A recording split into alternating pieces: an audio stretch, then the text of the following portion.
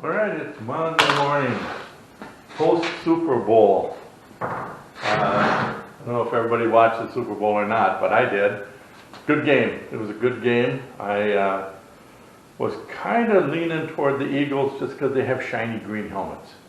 Other than that, I didn't really care who won. But after Mahomes got hurt and he kept going, I thought, Kansas City probably deserves this one. So it worked out pretty good. I'm sure a lot of people didn't like the halftime show. Some did. I thought it was just amazing just to watch the spectacle of how they did the whole thing with the platforms. I don't know how they get this together, have the show, get it cleaned up, and then play football. It just seems like a daunting task. But I thought I just was impressed with the mechanics of the whole thing. And standing on that platforms, I think I would have not have done it. Anyway, so that's in our past. I've always said, the Vikings have been in the Super Bowl 4 times, never won. If I was to find a magic lamp and I had one wish, I would wish to live long enough to see the Vikings win the Super Bowl. But then you think about it, do you really want to live to be 1,000 years old? That's a question. So anyway, let's move on here. So today, as you can see, these came out of the powder coat oven. Both of them are coated up. I got the fan, radiator, and the thermal switch. So this fan runs on its own switch. This is a radiator from a Silver Wing, and this is the temperature sender for basically all Hondas, all motorcycles, period. They all use the same type of sender. I believe this is 190 degrees. This usually kicks in before the main fan does, and it's not uncommon for this fan to run pretty much all the time, which is perfectly fine. I'll guarantee that the needle on the temp gauge will never go past halfway, no matter what you do. So this is a must. You can see why the cutout is here. The hose actually kind of angles up a little bit, so that's just fine. I did put a little switch block here, or a little terminal block. The fan hooks to this. You got negative on one side. These 3 are positive. There'll be a wire that goes from here to the accessory in the main fuse box. And I put this on here. I normally don't. I normally tie this directly to a wire and run it to the fuse box, because the only thing it does is run the fan. But in this case, I did this because he wants to put some lighting on the hood and stuff, which I used to do. But I'm going to give him all the lights, and he can put the lights wherever he wishes. He'll put them on the hood. He can put them on the engine covers, that kind of thing, and he can hook into this terminal block. So I kind of did that for him, so he can get that put together. So I'm going to put this aside, and I'm going to turn the camera to the bike, and we're going to go ahead and disassemble this whole thing here. Okay, we'll get the fender off of here.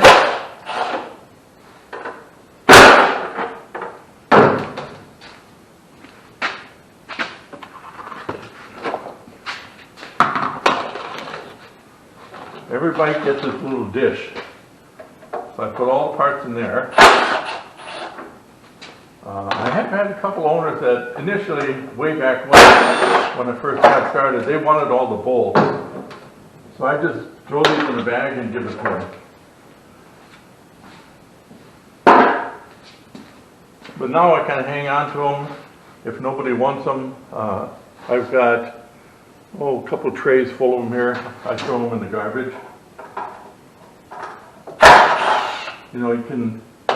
You accumulate this stuff, you end up with an awful lot of stuff.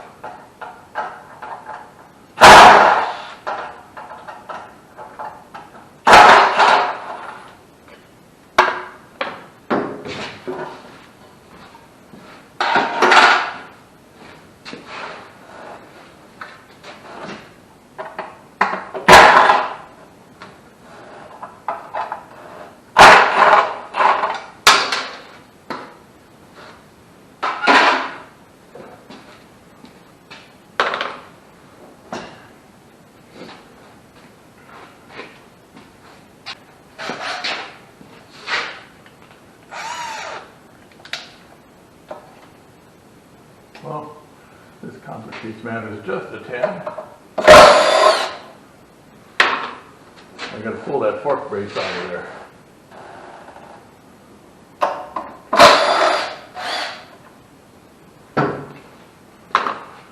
And that requires a couple Allen heads.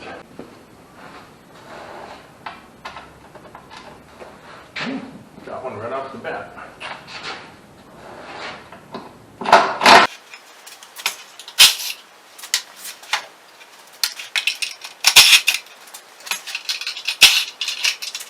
I will be giving him this back, plus all the parts that I can save up. This is a super brace. He won't need this anymore, he can sell it. Yeah, I'm not a big fan of fork braces because they actually don't do anything. That's my controversial statement for the day, but it is a fact. They actually do absolutely nothing. But it makes people feel better to have them on there, so I guess it does accomplish something. We'll just leave it at that. So anyway, we'll preserve this so he can do what he wishes with, probably sell it to somebody.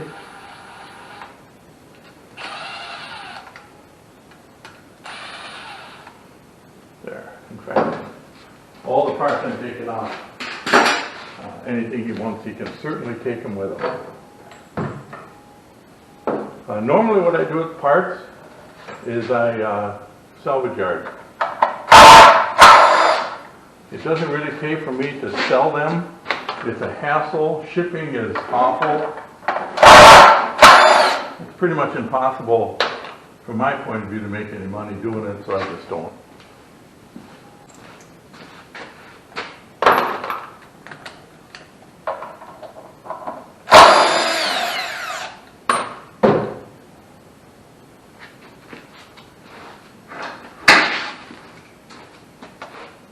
Got a little tab I gotta move here. ABS ones are just a little bit different. Get this guy out of the way. Whoops. Get ahead of myself here.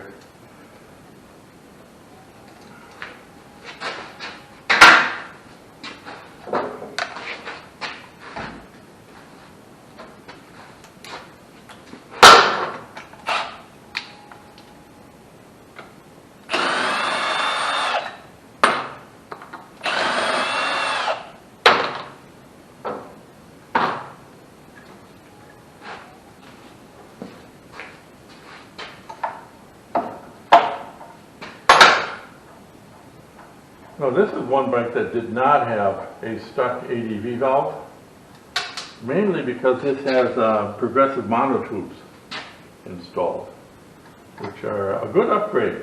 They, you get the spring, the shock improvement, and it gets rid of the ADV, which is probably the biggest issue with Gold Wings is the ADV, which is virtually always stuck. So yeah, it's a good thing. That's a real beneficial thing to have.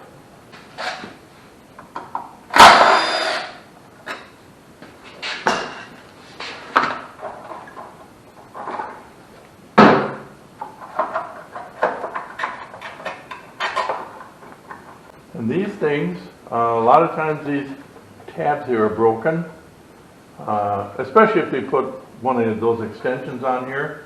The extension can catch something and it breaks these things off. So I've seen these break. This is very nice. This is in very good condition. I usually clean this up, send it with the painter so we can get the color match. We'll put that up here on the seat.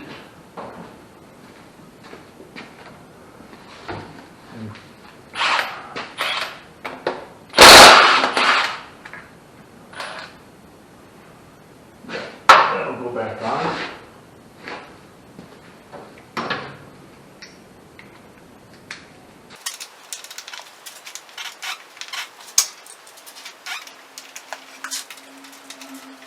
Well, there's a hole in the shaft on this end, which is where you put a Phillips screwdriver and just pull this right out.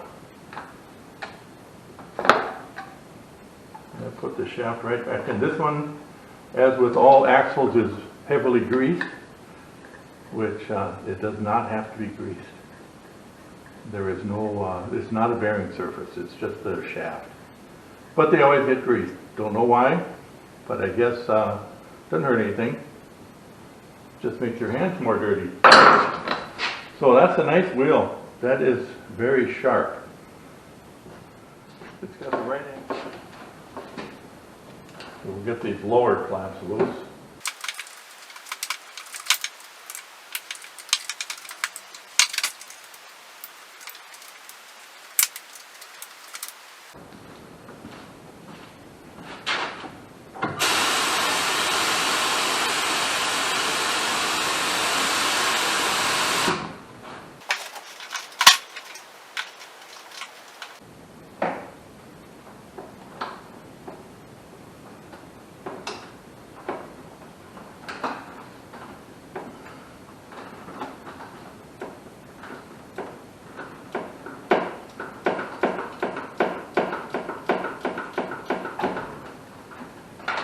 There we go.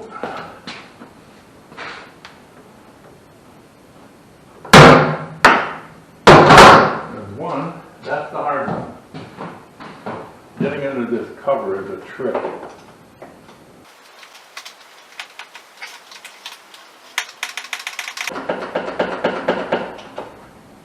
There.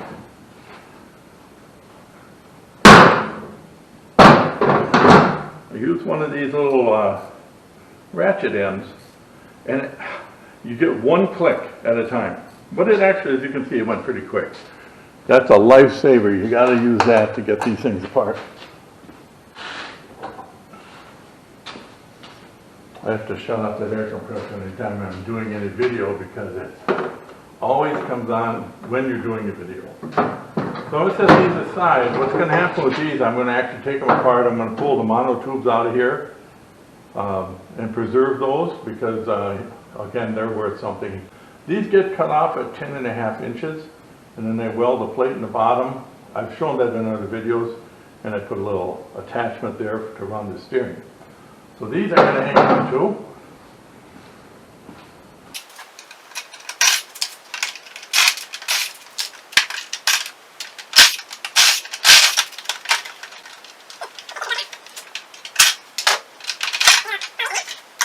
Deal. Shed some light on this thing here.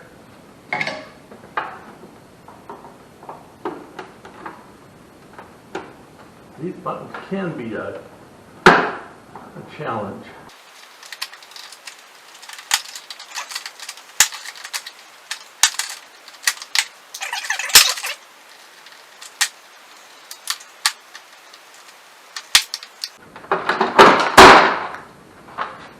These normally get tossed. We don't reuse this for anything. It really doesn't serve any purpose going forward. And here again, I've never had a request for this thing. All this does is it covers up the electronics, keeps the driving rain out. So this one's a little bit special. See if we can get in here a little bit better. Alright, so these two contraptions have to go because my mount goes right over the top of these. So these get pulled out of here and all the lines get removed.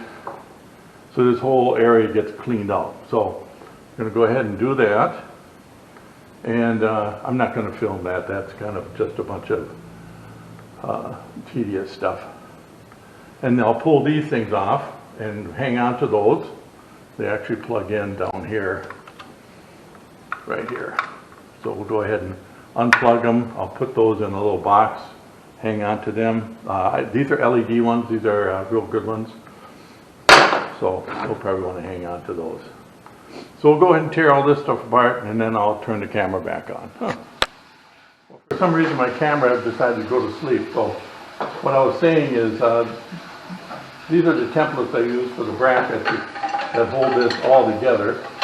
That one goes there, this one goes here. These go into the crash bar.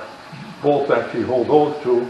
And then this last one goes directly into the frame, which connects directly to the engine block. So it's really a substantial, I think I figured out one time it takes 64,000 pounds to shear off one side or the other. Pretty unlikely you're going to reach that point. So anyway, I'm going to get those done and then we'll move on. Just a view of the parts that I removed. You got the wheel over there, and then all this stuff here, which is the ABS motors, the calipers, the shield, and the chrome caliper covers, the front fender, and the lower fairing. So that's the stuff that comes off. And then also they got the fork tubes, but that's you know, pretty minuscule amount of parts that come off of this thing. And that's pretty much it. So time for lunch.